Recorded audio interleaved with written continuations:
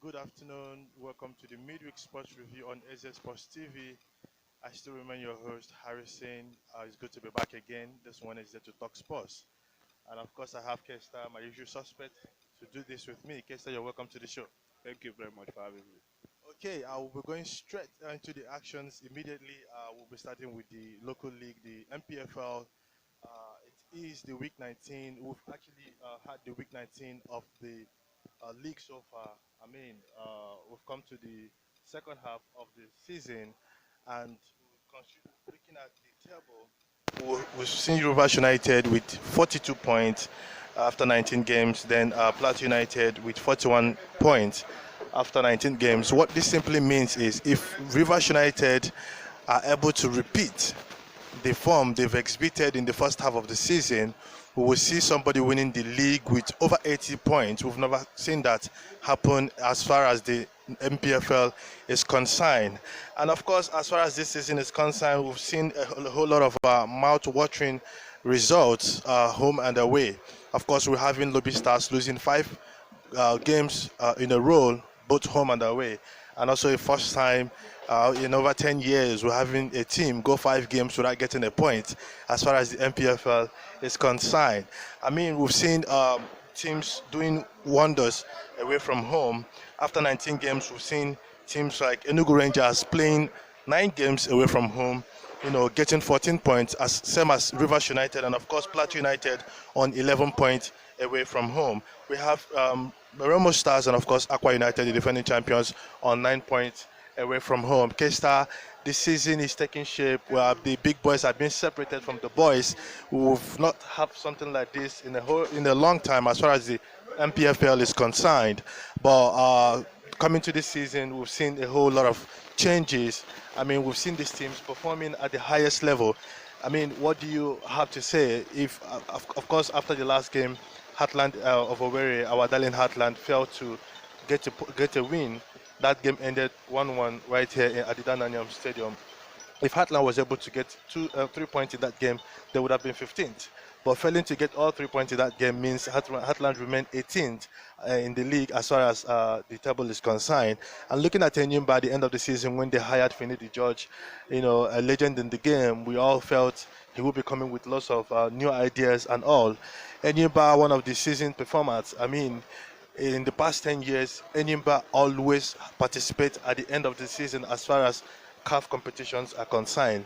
It is looking as if this will be that year that Enyimba will have to, end the season without having any spot in the CAF competitions. So many talking points to talk about, Kesta. I would like to have your opinion. Yeah, I've always said it that it's one of the best season that we are seeing going on as far as MPFL is concerned. One of the best season of the MPFL as a league, and we are enjoying this season. So far, so good. I've always said we've seen teams that are stepping up their games, giving us a lot of entertainment, a lot of things to talk about. Talked about teams going away to secure points, get wins. He talked about Rivers United, their form both on the road.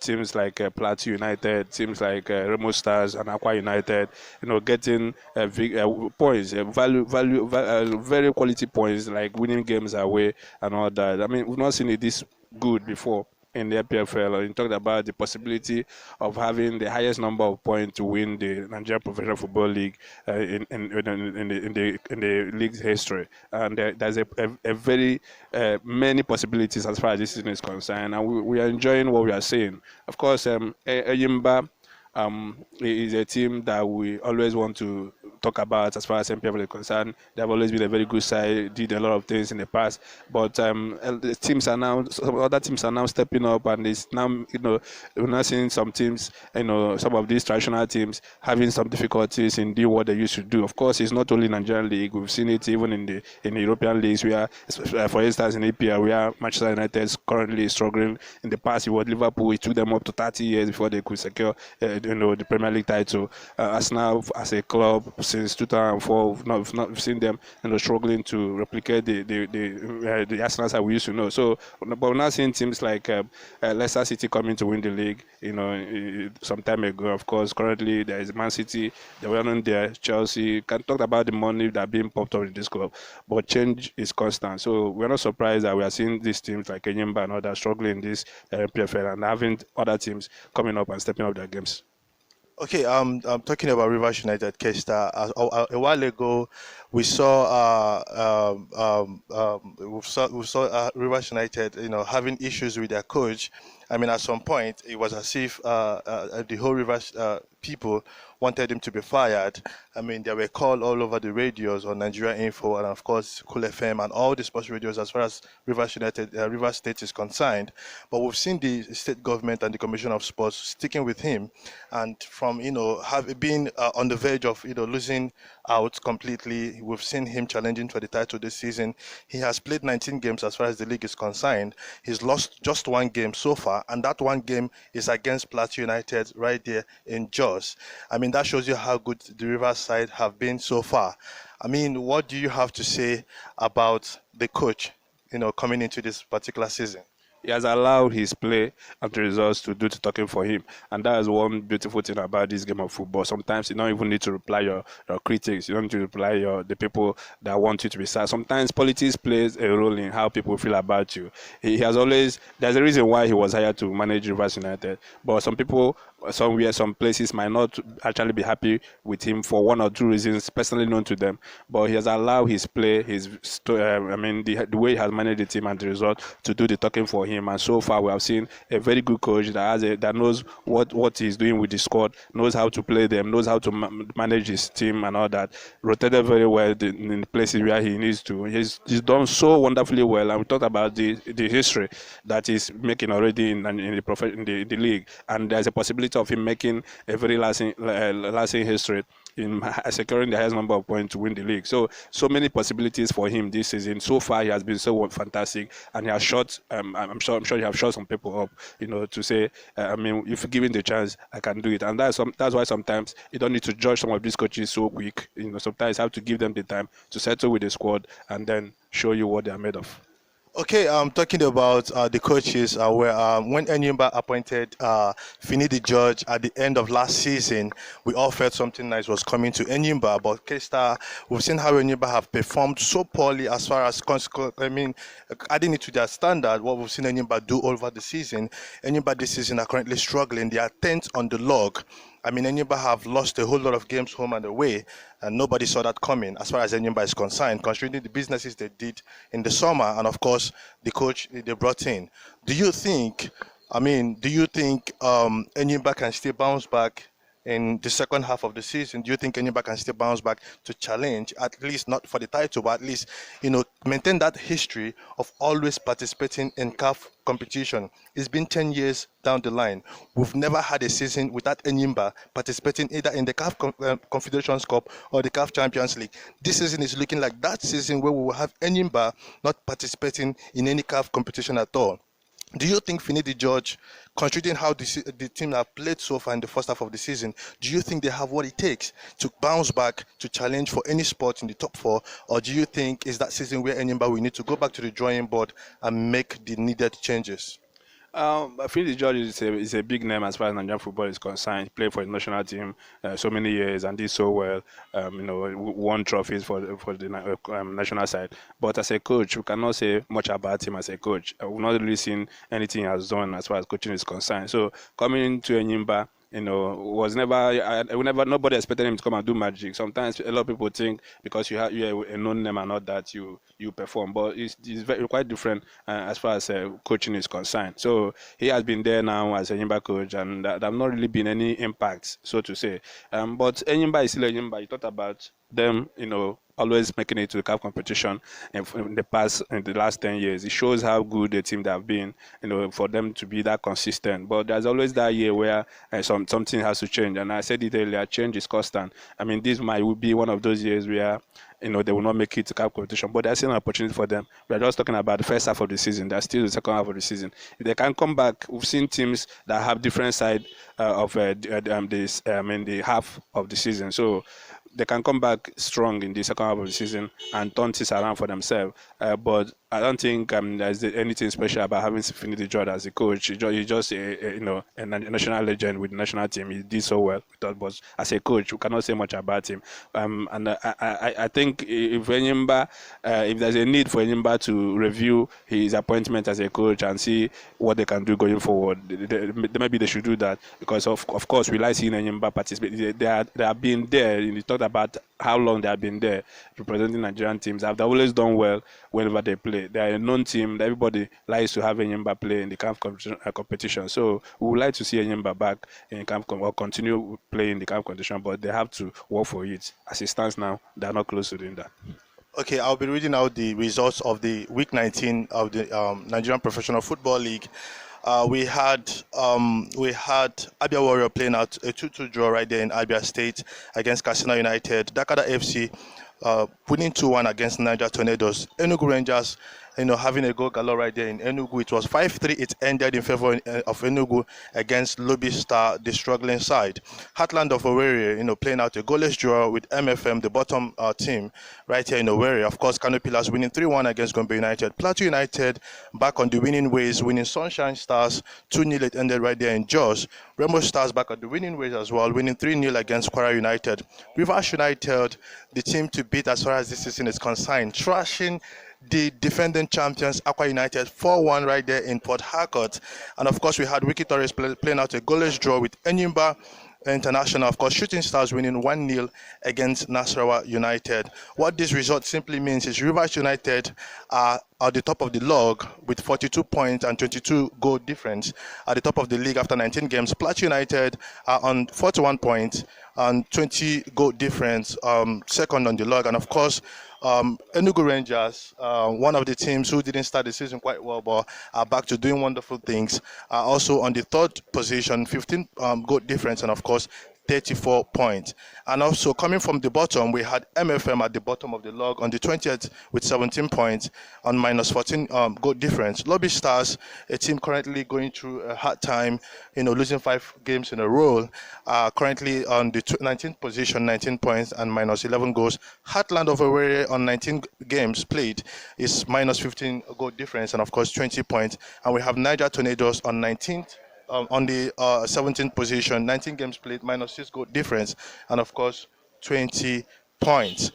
The second half of the season, Kesta, starts next 2 weeks.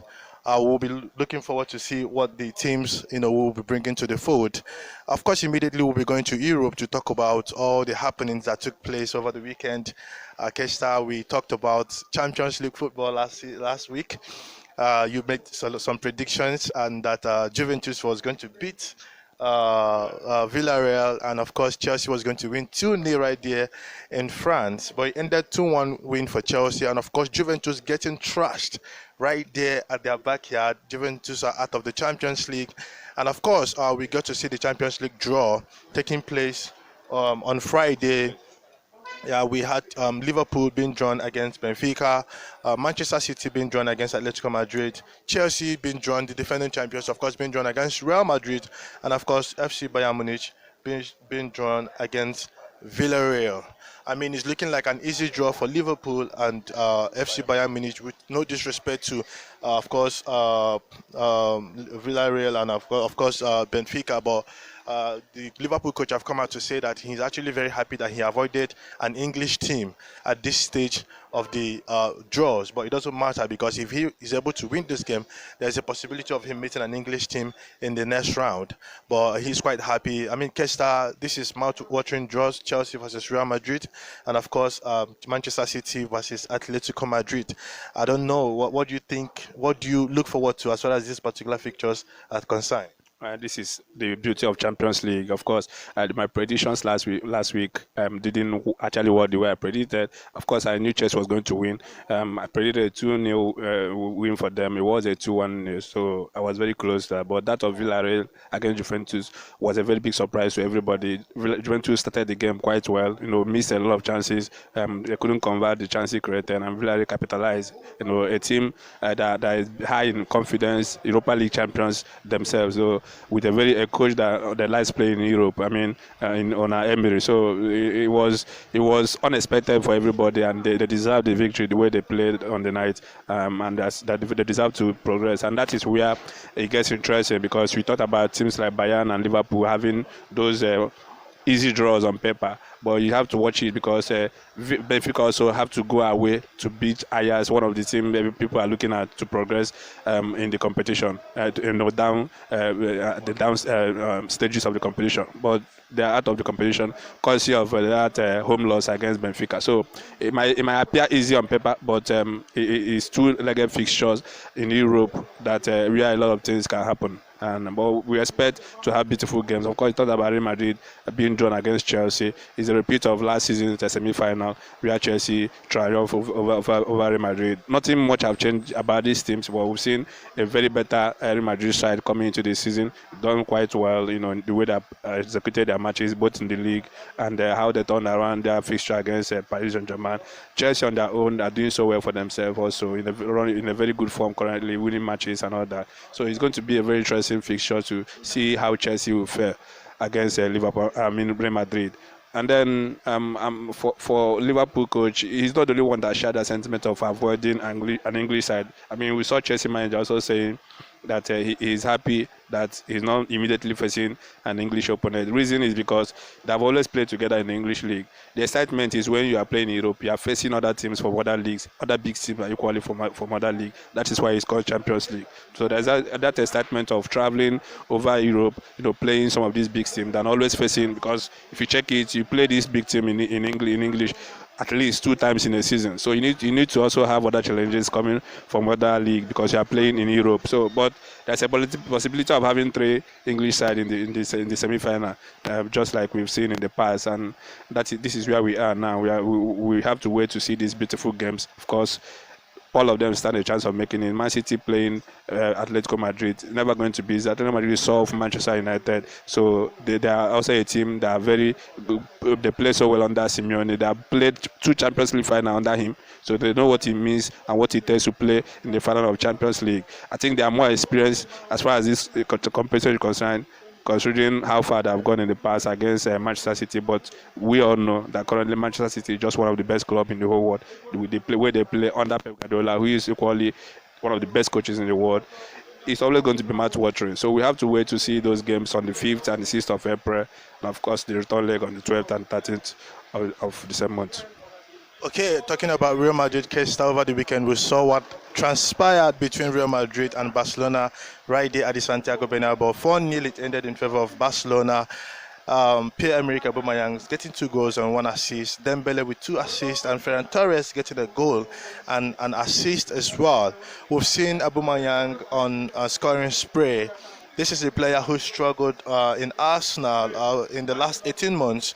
I mean, he was really terrible for Arsenal at some point. We've seen Aubameyang missing sitters. I mean, what you believe that even the worst defender on earth would bury. But we've seen this time Aubameyang going to Barcelona, rejuvenating himself, scoring goals like the Aubameyang who first joined Arsenal from Dortmund. I mean, he was a joy to watch on that particular day. I made a prediction that Real Madrid was going to win that game 3-1, but then Barcelona came on the day and shut me up. Yeah. I mean, Kesta, you were on the side of Barcelona. You said Barcelona are playing so well and that they were going to win that game. I mean, I didn't see that coming myself. I mean, what do you have to say about that particular fixture? Yeah, I didn't see it coming actually the way it did. I expected Barcelona to be very stubborn and very difficult for Real Madrid considering their form, and that's why I said it was never going to be easy for Real Madrid. I knew it was going to be a fight, but I didn't see a 4-0 thrashing coming for Barcelona. But they proved that they deserve this victory. The way they played that match, the way they scored those goals. You talked about Aubameyang. I mean, that's what it takes sometimes to come back to your good form, changing location, changing clubs. I think the move have helped me so much bring back the confidence he had as a player. Of course, you thought about when he joined Arsenal newly, he was scoring goals. He won the Golden Boot as far as twice. Before he now went missing. as far as scoring goal is concerned. So it shows that there's something was actually wrong somewhere, and he has now changed clubs, changed country. He's now in La Liga playing for Barcelona, new feelings and all that, new environment. He believes they have something to prove, and he's actually doing it quite well with this current Barcelona squad. As you rightly said, Barcelona actually shut you up because you didn't give them a chance. You said Real Madrid was going to win, but at the end of the day, it was a very mouth-watering victory for Barcelona. But Real Madrid still topping the league, still 12 points ahead of Barcelona, shows how good they've been on their own side. We talked about how good Barcelona have been since Xavi came, but we failed to remember that Real Madrid have also been a very good form, winning matches back to back. And for Barcelona to still be 12 points behind Real Madrid, even after winning them 4-0, shows how good this Madrid side have been. And I think this match can mean so much for them as far as they're concerned. They're still top of the league with 10 points, and they still have it in their hand to win the league. Okay, Kesta, talking about Real Madrid, Carlo Ancelotti has come out to take the blame for that particular outing. He acknowledged his mistakes in the personnel he chose and the substitute and the tactics he decided to deploy. Barcelona, this is their 5th game on the row, scoring 4 goals on the bounce. I mean, and that is like the first time it's happening as far as this season is concerned. Xavi have come out to, echo the sentiment that they are not, entirely backing down and giving up on the title chase. Do you think they stand a chance, or do you think they're just, in the joy of the victory in Bernabeu, they can just say anything, or do you actually think they are making a point? They're making a point. You can never say never as far as football is concerned. Anything can happen. I remember some few seasons ago when Madrid had to change the coach. I think during the season, when Zidane came in, it was something of a similar story. Real Madrid was way behind Barcelona with a lot of points, up to 10 points also, or 11. But at the end of the season, it was just 1 point that Barcelona topped the league with against Real Madrid. So some of these things can happen. The only thing we have to see now is Real Madrid have to do now is to maintain their own form, because, as I said, they have also been a very good form, very good run. Apart from this loss against Barcelona, they have won back-to-back games. They are always winning, scoring a lot of goals, beautiful goals. Karim Benzema, Vinicius have been doing it all for Real Madrid with other team players. So it's still in their hand, as I said. They should keep winning for them to win the league, because the way Barcelona is going, if Real Madrid should slip up, they will do something surprising. So Barcelona, they have every right to believe that they can do anything, but all they need to do is just keep winning and then hope that something else happens for Real Madrid. But they should just keep winning, and that's what it takes, because you have to give the players the confidence to believe that there's something to fight for. That's what gives you that morale to continue playing the way you're playing. And also it means so much for them coming into the next season also with the same mindset of winning and all that. It helps them. So that's why they want to keep the hope alive.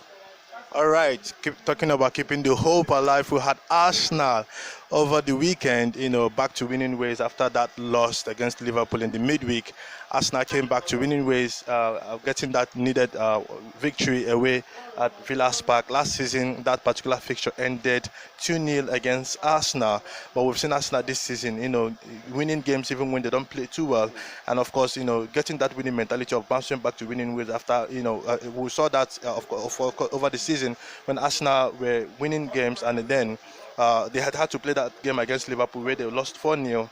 We thought maybe from that game we could see the old Arsenal that we've known, but we've seen them bounce back from that victory, and the same thing repeated itself again as far as the last week was concerned. It is 3 games on the bounce for Arsenal in 1 week. They were able to get 6 points. This is something we've not seen Arsenal do over the season, but Arsenal are currently 3 points ahead of Manchester United as far as the top 4 race is concerned. Kesta, you've seen the way Arsenal is going, still with 2 games in hand over Manchester United. And do you think Arsenal are starting to believe now that they have what it takes to challenge for the top 4, or do you think they are just flattering to deceive? Everybody believes. Everybody believes. As a matter of fact, you have to be fair to Arsenal. They have done quite well this season. It's not just. It's no longer just a dream. I mean, they're living it. They're doing it practically. They're doing it on the pitch. The coach have done so well with this squad. The way he has managed them, a very slim squad, very young side. Well, he has managed them so well in getting the result they're doing. So they believe is quite. valid. I mean, Arsenal believe that they can do it, and we are seeing what they are doing to show that they actually believe. Of course, other teams that are surrounding them also believe. Manchester United still believe that there is something they can do towards the end of the season to try and see if they can secure that top four. Tottenham, of course, you've seen their recent form, get their grinding out result. Antonio Conte, is seen, he made a statement, that there is a possibility now as far as they're concerned. They are seeing the top four now is in sight as far as they're concerned because of the current form and how they play. They're beginning to step up their game and all that. So many teams. I mean, these three clubs, you can say they have a very strong claim. They have a very strong opportunity of making it to the top four. Arsenal being the one currently in that position now because they are currently in top four with two games as you mentioned against Manchester United. They can believe. I'm sure they believe they can keep on going like this and see if they can secure that top 5 at the end of the season. All right, it's always nice to come and do this. Everyone is there, talk about sports, touch down on all sporting activities happening around the world. Kesta, it's always nice to talk sports with you. Thank you very much for coming today. Thank you very much.